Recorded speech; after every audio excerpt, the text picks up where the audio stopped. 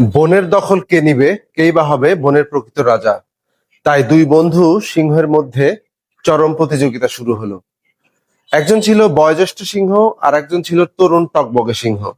তাদের মধ্যে প্রতিযোগিতা চরম লেভেলে চলে গেছে। তো একদিন দেখা গেছে বয়োজ্যেষ্ঠ সিংহটিকে কিছু কুকুরের দল ঘিরে আক্রমণ শুরু করেছে। এই সময় দূর থেকে তরুণ সিংহটি দেখে কুকুরদেরকে আক্রমণ করে তাড়িয়ে দিল এবং বয়োজ্যেষ্ঠ সিংহটিকে বাঁচালো। দূর থেকে শিয়ালটি সবকিছু লক্ষ্য করলো।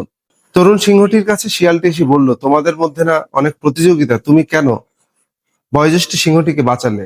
তখন তরুণ সিংহটি বলল যে সে তো আমার স্বজাতির, যদি আমি আজকে তাকে না বাঁচাতাম তাহলে দু একদিন পরে ওই কুকুরের দলগুলো আমাকে আক্রমণ করতো এবং আমাকে বাঁচানোর কেউ থাকতো না, তাই আমি তাকে বাঁচিয়েছি। তো সবসময় রাজনীতির খেলাটাও এরকম, আমাদের মধ্যেও এরকম হয়।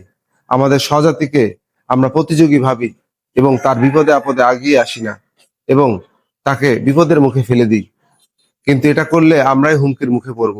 সুতরাং চেষ্টা করবেন আপনার স্বজাতিকে সবসময় সেভ করতে, আপনার স্বজাতির পাশে থাকতে, তাকে সাপোর্ট করতে। সকলে ভালো থাকবেন, সুস্থ থাকবেন। আসসালামু আলাইকুম।